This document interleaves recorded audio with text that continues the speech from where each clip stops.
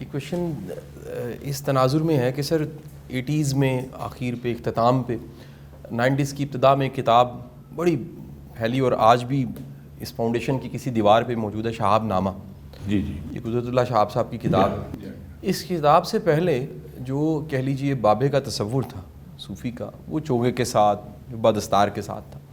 تو اس کتاب سے جو ہم اس زمانے میں زمانہ تعلیم پڑھ رہے تھے یہ ہمیں دین یاد کی پہلی کتاب لگتی تھی کیونکہ انسپائر کیا ٹائی کوٹ کے ساتھ بھی کوئی بابا ہو سکتا ہے.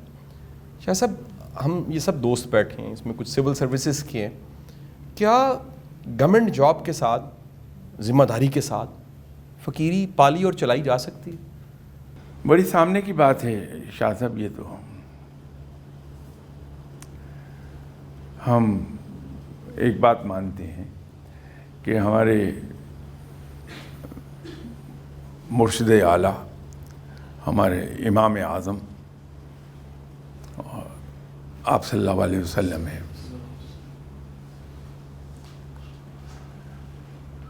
آپ صلی اللہ علیہ وسلم نے بھرپور دنیاوی زندگی بھی گزاری ہے اور بھرپور دین کی بھی زندگی ہے. ایک ایسا بیلنس تھا آپ صلی اللہ علیہ وسلم کی زندگی میں کہ دونوں چیزیں ساتھ چل رہی تھیں. تو یہ ہمارا ایمان ہے کہ اصل میں آپ صلی اللہ علیہ وسلم کی جو دنیاوی زندگی ہے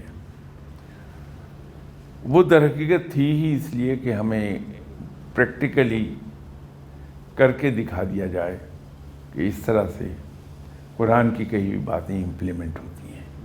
کیونکہ آپ صلی اللہ علیہ وسلم کی زندگی میرے ایمان کے مطابق تو قرآن کا عملی تفسیر ہے.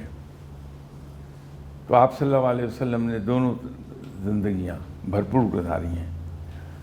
ایک زمانے میں مجھے کچھ پریشانی یہ لاحق ہو رہی تھی کہ لوگوں سے ملنا اور میرے دفتری معاملات اور میری فیملی لائف یہ تینوں ایک دوسرے کے ساتھ ایسی گڑبڑ ہو گئیں کہ میرے لیے مشکل پیدا ہو گئی.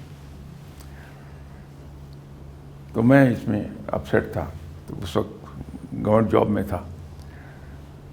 تو میں کراچی مجھے اپنے ملازمت کے سلسلے میں جانا پڑتا تھا بار بار. تو جمعے کو میں 12 بجے جا کے مسجد میں بیٹھ جاتا ہوں. تو ایک جمعہ وہاں آ گیا ٹور کے دوران.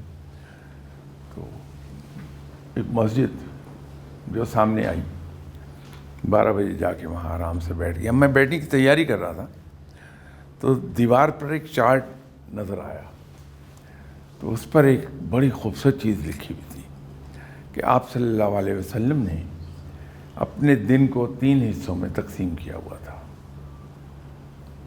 پہلے 8 گھنٹے سرکاری معاملات, وفود سے ملاقات اور صحابہ کرام سے ملاقات کے لیے مختص تھے.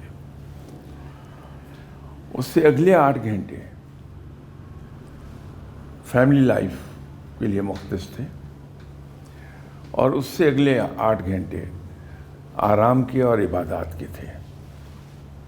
ایک کلیئر کٹ ڈویژن تھی اور اوور لیپنگ نہیں تھی اس میں کہ وہ جو پہلے 8 گھنٹے ہیں اس میں فیملی انٹرفیئرنس آ جائے یا دوسرے 8 گھنٹے جو فیملی کے ہیں اس میں دفتری معاملات کی انٹرفیئرنس آ جائے اور تیسرے 8 گھنٹے میں باقی 2 چیزوں کی انٹرفیئرنس نہیں تھی.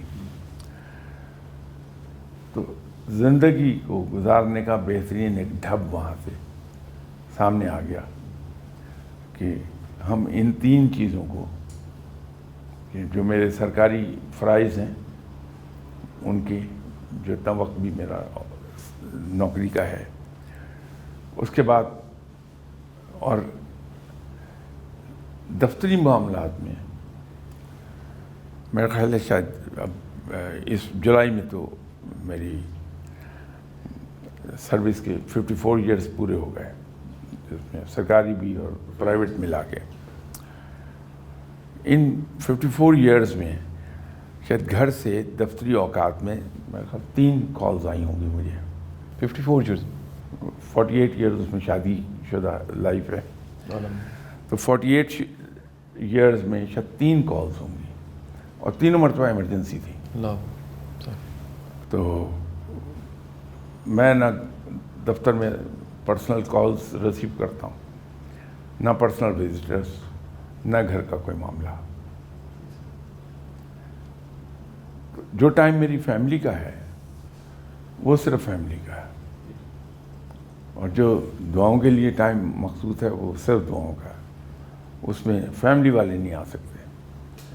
وہ آنا ہے تو لائن میں لگ کے ٹوکن لے کے اپنی باری پر آ جائیے، اور ان کو بھی 1 منٹ ملے گا. یہ ہوا ہے سر، میرے ساتھ ہوا سر. میں اچھا وہ میری بیٹیوں اور وائف کے ساتھ کئی بار ہو چکا.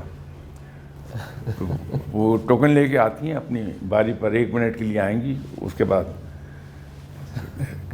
جائیے آپ.